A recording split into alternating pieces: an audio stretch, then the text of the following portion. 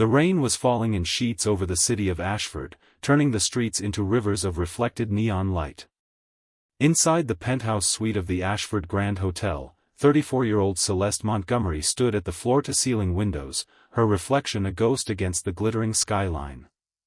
She was the youngest CEO in the hotel's 90-year history, a woman who had clawed her way from nothing to become one of the most powerful figures in the hospitality industry. Her tailored navy suit was worth more than most people's monthly rent, her hair was swept into an immaculate chignon, and her face was a mask of practiced composure. But behind that mask, her heart was racing. Tonight was supposed to be the happiest night of her life. In exactly 45 minutes, she was supposed to walk down the aisle of the hotel's grand ballroom and marry the man she loved. Julian Ashford. Her fiancé. Her partner in both business and life. The man who had proposed to her on the rooftop of this very hotel, surrounded by candles and rose petals, promising her forever. But 3 hours ago, everything had changed. Celeste's phone buzzed on the marble table beside her. She glanced at the screen, expecting another frantic message from the wedding coordinator or perhaps a last-minute reassurance from Julian. But the name on the screen made her blood run cold. Unknown number. She picked up the phone, her fingers trembling slightly. The message was brief, brutal, and utterly devastating. Don't trust your fiancé. Check his phone. Check his laptop. Check everything. You're about to make the biggest mistake of your life. Her first instinct was to dismiss it as a cruel prank. Julian was a good man. He was kind, attentive, supportive. He had stood by her through the worst moments of her life. Through the death of her father, through the hostile takeover attempt that had nearly destroyed her company, through the endless sleepless nights when she had wondered if she could keep it all together. He was her rock. Her safe harbor. He would never betray her. And yet, the message had planted a seed of doubt. A tiny, insidious whisper that she couldn't quite ignore. She thought about the late nights Julian had been working recently, the way he had started keeping his phone face down on the table, the way he had become evasive whenever she asked about his schedule. She thought about the strange, hushed phone calls she had overheard in the middle of the night, and the way he had smiled when she asked about them, that too bright, too breezy smile that didn't quite reach his eyes. Don't trust your fiancé. Before she could stop herself, Celeste was walking out of the penthouse suite, her heels clicking a determined rhythm on the marble floor. She took the private elevator down to the executive floor, where Julian's office was located. The hallway was empty, the security cameras blinking their silent, red eyes at her. She used her master key card to unlock his office door, her heart pounding so loudly she was sure the entire floor could hear it. The office was pristine, as always. Julian was meticulous about his workspace, everything in its place, every file neatly labeled, every pen perfectly aligned. But Celeste wasn't interested in the files or the pens. She was interested in the sleek black laptop sitting on his desk, its screen dark and inviting. She sat down in his leather chair, her hands hovering over the keyboard. This was a violation of trust. A betrayal of everything they had built together. If Julian walked in right now and found her here, he would be furious. And he would be right to be furious. But she couldn't stop. She typed in his password, her birthday, the same password he used for everything, and watched as the screen flickered to life. The desktop was clean, unremarkable. A few work documents, a spreadsheet, a folder labeled wedding. She opened the folder, expecting to see seating charts and vendor contracts. Instead, she found a subfolder labeled simply P. Her finger hovered over the mouse. She hesitated, her conscience screaming at her to stop. But the seed of doubt had grown into a vine, wrapping itself around her heart and squeezing. She clicked. And the world came crashing down. There were dozens of messages. Hundreds, maybe. Stretching back over 2 years. All of them between Julian and a woman named Selena. The messages were intimate, passionate, and devastatingly explicit. They spoke of secret meetings in hotel rooms across the city, of whispered promises, of a future together that apparently didn't include Celeste. Julian had been cheating on her for almost as long as they had been together. He had been lying to her face, kissing her goodnight, telling her he loved her, while simultaneously planning a life with someone else. Celeste stared at the screen, her vision blurring with tears. She felt like she was going to be sick.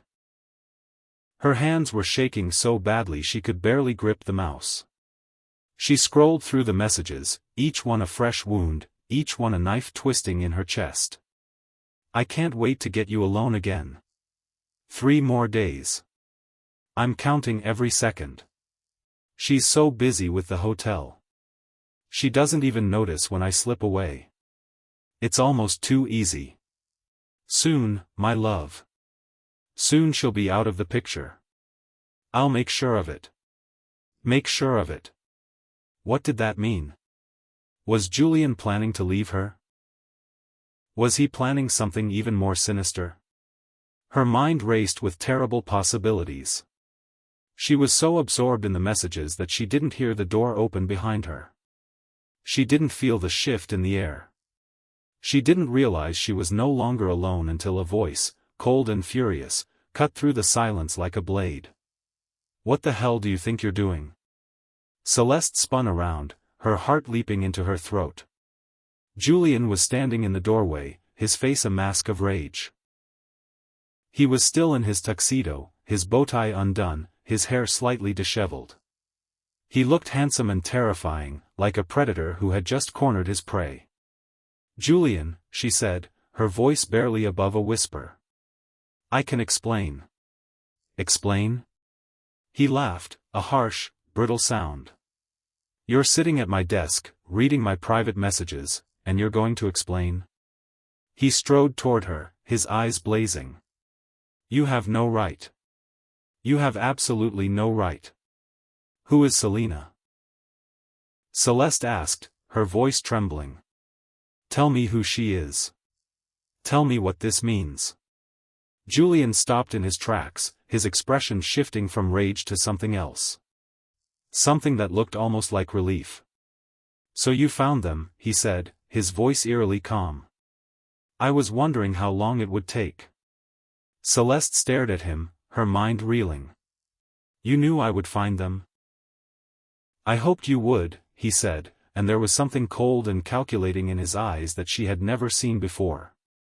I wanted you to find them. It makes this easier. Easier? She stood up, her legs barely supporting her. What are you talking about? Julian walked over to the window, his back to her. For a long moment, he said nothing. And then, in a voice that was flat and emotionless, he spoke. Do you know what it's like, Celeste? To live in someone's shadow? To be constantly reminded that you're not good enough? I was the heir to the Ashford empire, the golden boy, the future of the company. And then you came along. You with your brilliant mind and your ruthless ambition. You took everything from me. Everything I had worked for, everything I was born into, you took it all. That's not true, she said, shaking her head. I never took anything from you. We built this together. We were partners. We were never partners, Julian spat, spinning around to face her. You were the one in charge. You were the one everyone looked to. You were the one they praised, the one they admired. I was just the man standing in your shadow, smiling and nodding and pretending I was okay with it. But I wasn't okay with it, Celeste. I was never okay with it. So you cheated on me, she whispered. You lied to me? You betrayed me? Yes, he said, his voice cold. And yes. But that's not even the worst of it. What is? She asked, her voice breaking. What else could possibly be worse? Julian smiled, and it was the most terrifying thing she had ever seen. Did you really think you were going to get your happily ever after, Celeste? Did you really think you could have it all? The company, the money, the love, the family? You were never going to get any of that. Not with me. You were just a stepping stone. A means to an end. What end? She demanded, her anger starting to burn through her fear. What are you talking about? I was going to wait until after the wedding, he said, pacing the room like a caged animal. I was going to let you sign over half your shares to me as a wedding gift. You were going to do that, weren't you? You were going to trust me with everything. And then, once the ink was dry, once the shares were mine, I was going to divorce you. I was going to take everything. The company, the hotels, your reputation. Everything you built, I was going to take it all. Celeste felt the room tilt around her.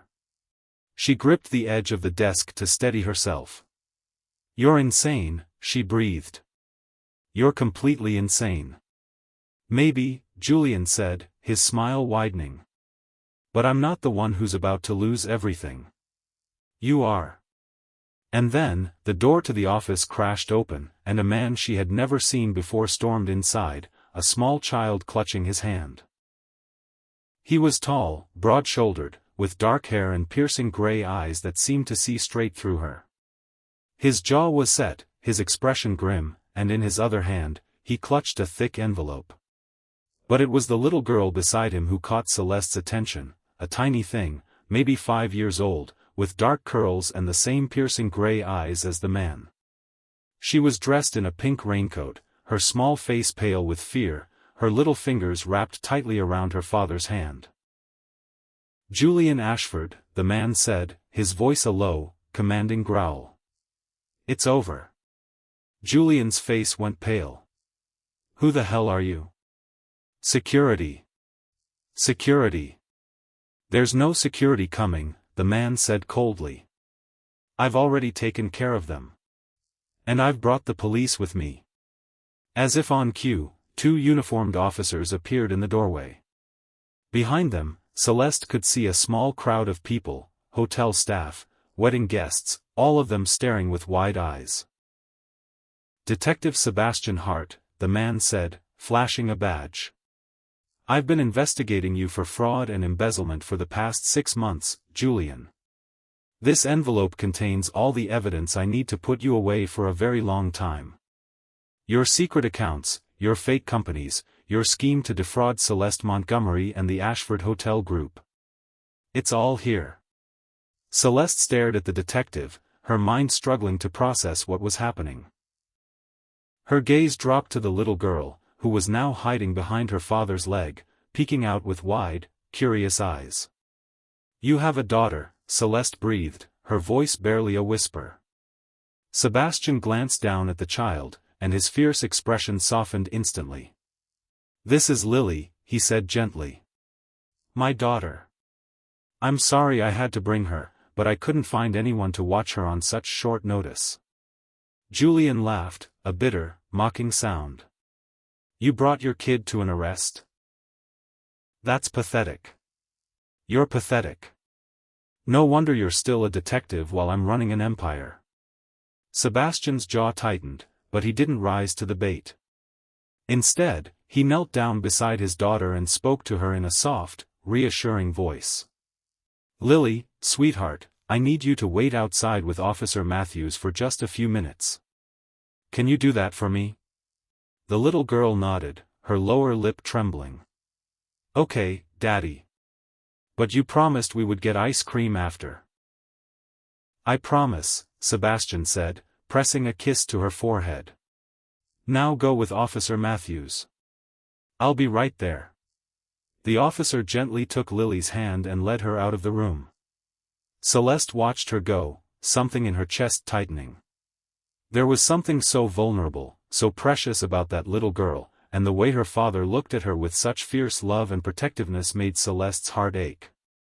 Sebastian turned back to Julian, his expression hardening once more.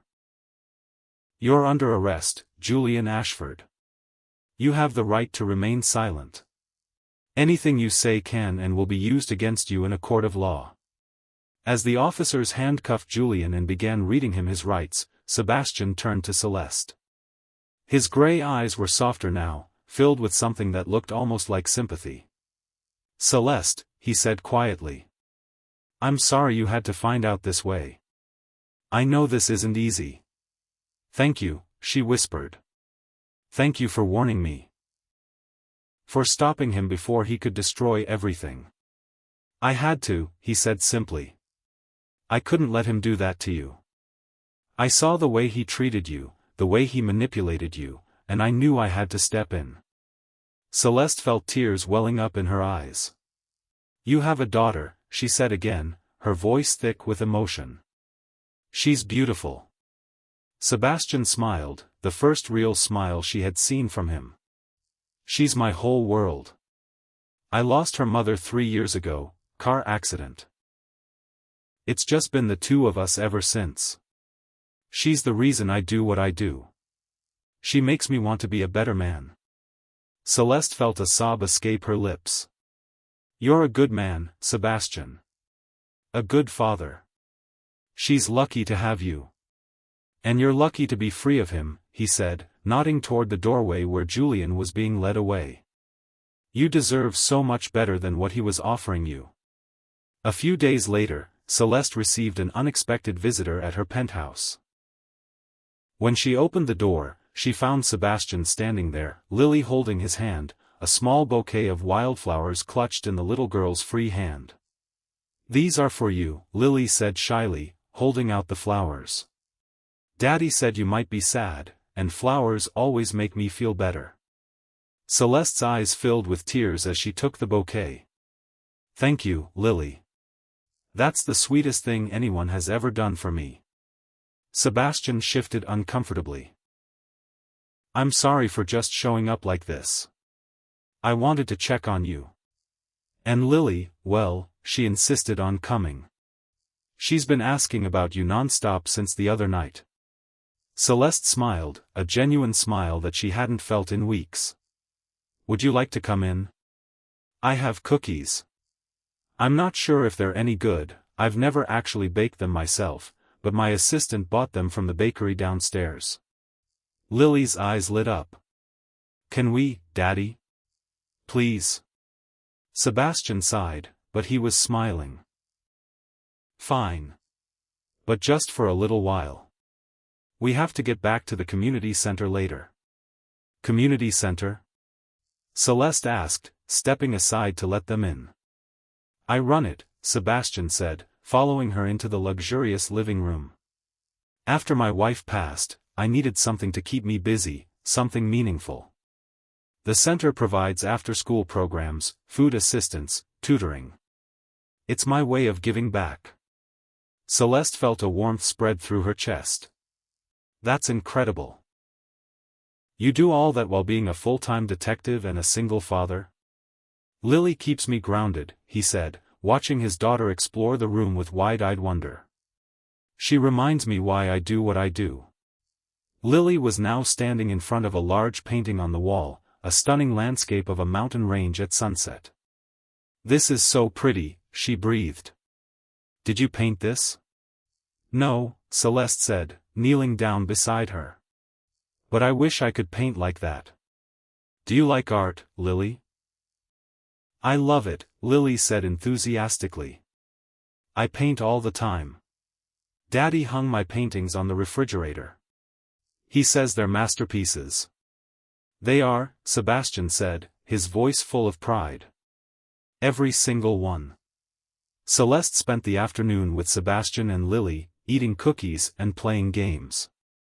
She learned that Lily was obsessed with unicorns, that her favorite color was purple, and that she wanted to be a veterinarian when she grew up, so I can help all the animals. At some point, Sebastian pulled Celeste aside, his expression serious. "I have something else to tell you," he said, his voice low. "Something I found in Julian's safe." "What is it?" Celeste asked, her heart pounding. Sebastian reached into his pocket and pulled out a small, folded piece of paper. "This," he said, holding it out to her. "It's a birth certificate. Yours, actually. But it's different from the one you have." Celeste took the paper with trembling hands. She unfolded it carefully and stared at the information. The name on it was different from what she had always believed. The mother's name was the same as her own mother's maiden name, but the father's name was a man she had never heard of, Sterling Whitmore. "I don't understand," she said, her voice shaking. "Who is this?" "Your father," Sebastian said softly. Sterling Whitmore was a multi-billionaire. He passed away 10 years ago. And according to his will, his entire estate was supposed to go to his only child. Celeste stared at him, her mind reeling. "But I never knew. My mother never told me. She always said my father was someone she met briefly, someone who didn't want to be involved." "She was protecting you," Sebastian said gently. "Or maybe she was protecting herself. I don't know. But what I do know is that you are his only legitimate heir. You've inherited a fortune even larger than the one you've already built." Celeste felt the room tilt around her. She sat down heavily on the couch, the paper still clutched in her hands. "I have a father," she whispered. "A father I never knew. And he's been dead for 10 years, and I never even knew he existed." Sebastian sat down beside her, his gray eyes filled with compassion. "I'm sorry you had to find out this way. But Celeste, this is a good thing. You deserve to know the truth. And you deserve to have what is rightfully yours." "But what about Julian?" she asked, her voice trembling. "He knew, didn't he? He knew about this, and he was going to steal it from me too." "He knew," Sebastian confirmed. "And he was planning to use it against you. He's been working with Selena to figure out how to claim the inheritance for himself." Celeste felt a surge of anger so powerful it almost made her dizzy. He was going to take everything. "My company, my money, my father's legacy. Everything." "Not anymore," Sebastian said firmly. "He's going to prison for a long time. And you are going to build something beautiful. You already have the hotel empire. Now you have the Whitmore Foundation too. You can do so much good with that." Celeste looked at him, really looked at him, and she felt something shift in her chest. This man had warned her about Julian. He had risked his career, his safety, everything, to protect her. And he had done it all while raising a beautiful daughter on his own, while running a community center to help those in need, while being a detective and a father and a good man. "Thank you," she said softly. "Thank you for everything, Sebastian. I don't know how to repay you." He shook his head. "You don't owe me anything. I was just doing my job. And honestly, I was doing what I felt was right. You deserve the truth." "I'd like to get to know you better," she said, her voice barely above a whisper. "I mean, you and Lily. If that's okay." "I know I'm not. I mean, I don't have children. I don't know much about being a parent. But I would like to try. If you'll let me." Sebastian's eyes widened slightly. "Celeste, I have a 5-year-old. I'm a cop. I run a community center. My life is chaotic and messy and sometimes exhausting. Are you sure you want to be a part of that?" She smiled, and it was the most genuine smile she had given in years. "I'm sure," she said. "Your life sounds perfect." The following weeks and months were a blur of new beginnings. Celeste discovered that her biological father had left behind a vast fortune, which included the Whitmore Foundation, a philanthropic organization dedicated to education, healthcare, and housing for underprivileged communities. She threw herself into the foundation's work with the same intensity she had once reserved for the hotel empire, finding a sense of purpose and fulfillment she had never experienced before. But her greatest joy came from her growing relationship with Sebastian and Lily. She started spending weekends at Sebastian's modest home, playing with Lily, helping with homework, learning to paint. She attended Lily's school plays, her dance recitals, her art shows. She was there when Lily scraped her knee and needed a hug, and she was there when Lily had nightmares and needed someone to hold her hand. And slowly, almost without realizing it, Celeste fell in love. Not just with Sebastian, but with Lily too. She fell in love with the chaos and the messiness and the beautiful unpredictability of their life together. She fell in love with the way Sebastian looked at his daughter, with the way Lily called her CC, because she couldn't quite pronounce Celeste, with the way they had welcomed her into their lives without hesitation. One evening, after putting Lily to bed, Sebastian and Celeste sat on the porch, looking up at the stars. The night was warm and still, the air filled with the scent of jasmine. "I never thought I could be this happy," Celeste admitted. "After Julian, after everything he did, I thought I was broken. I thought I would never trust anyone again." Sebastian reached over and took her hand. "You're not broken, Celeste. You were never broken. You were just hurt. And hurt takes time to heal. Lily is the reason I kept going," he continued, his voice soft. "She was my anchor. She made me want to get up in the morning. And now you're part of that too. You're part of our family." Celeste felt tears streaming down her face. "I want to be a part of that. I want to be your family. I want to be Lily's family." Sebastian turned to face her, his gray eyes shining. "I want that too," he said. "I want to marry you, Celeste. I want to build a life with you. I want to grow old with you. I want to watch Lily grow up and become the amazing woman we both know she's going to be. But I don't have children," she said, her voice trembling. "I never thought I would be a mother. And I'm scared, Sebastian. I'm so scared that I won't be good enough, that I'll fail, that Lily won't love me." "Lily already loves you," he said firmly. "She tells me all the time. She asks when you're coming over, when she can see you again. You're not just a stranger to her, Celeste. You're family." He reached into his pocket and pulled out a small velvet box. "I had this planned for a while," he said, his voice rough with emotion. "I was going to wait for the right moment. But there's no right moment. There's just this moment, right now, with you. And I want to spend every moment for the rest of my life with you. Will you marry me?"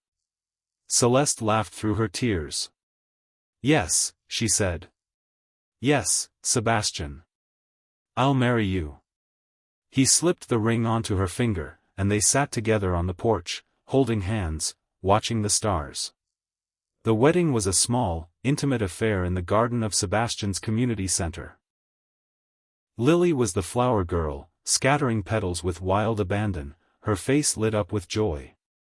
The center's volunteers catered, and the children from the after-school program sang songs. It was chaotic, messy, and utterly perfect. When it was time for the vows, Celeste looked into Sebastian's eyes and spoke from the heart. "I spent so many years thinking I had it all," she said, her voice steady. "I had money, I had power, I had respect. But I was empty. I was alone. And then I met you. You showed me what it means to love. You showed me that family isn't about blood, it's about the people who show up, who love you, who fight for you. You and Lily are my family. I promise to love you, to protect you, to be there for you for the rest of my life.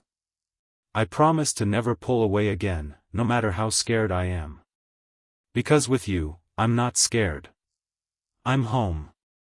Sebastian's eyes were full of tears. "I promise to love you," he said, his voice rough. "I promise to never let you feel alone. I promise to always be there, to always fight for you, to always show up. You are not broken, Celeste. You are the most complete person I know. And I will spend the rest of my life proving to you how much you mean to me." Lily ran up and hugged them both, and the crowd erupted in applause. 5 years later, Celeste and Sebastian were living in a beautiful home near the coast. They had adopted another child, a little boy named Oliver, who was now 3 years old and the light of their lives. Lily was 10, bright and creative, already showing signs of being an incredible artist. She had started painting portraits of her family, and Celeste had framed every single one. Celeste had stepped down as CEO of the hotel group, handing the reins to a trusted protégé. She now focused her energy on the Whitmore Foundation, ensuring that her father's legacy continued to change lives. She had also started a scholarship fund for children from underprivileged backgrounds, a program that had already sent dozens of kids to college. Sebastian had been promoted to captain, but he had also scaled back his hours to spend more time with his family. He still ran the community center, which had expanded significantly thanks to funding from Celeste's foundation. One Saturday morning, Celeste woke up to find Lily standing beside her bed, her face pale and worried. "Cece, I think Oliver is sick," Lily said. "He's crying and his head is really hot." Celeste jumped out of bed and rushed to Oliver's room. He was indeed burning up, his little face flushed with fever. She called Sebastian, who was already at the center, and he came rushing home. Hours later, after a trip to the emergency room and a diagnosis of a severe ear infection, Oliver was finally resting comfortably in his bed. Lily had fallen asleep on the floor beside him, her hand resting on his small back, keeping watch. Celeste watched them from the doorway, tears streaming down her face. She thought about the life she had once had, the cold, empty penthouse, the 18-hour workdays, the endless meetings, the loneliness that had gnawed at her soul. And she thought about the life she had now. The warm, chaotic house filled with laughter and tears, the two children who called her Mama, the husband who looked at her like she was the most precious thing in the world. She wasn't the Ice Queen anymore. She wasn't the guarded CEO.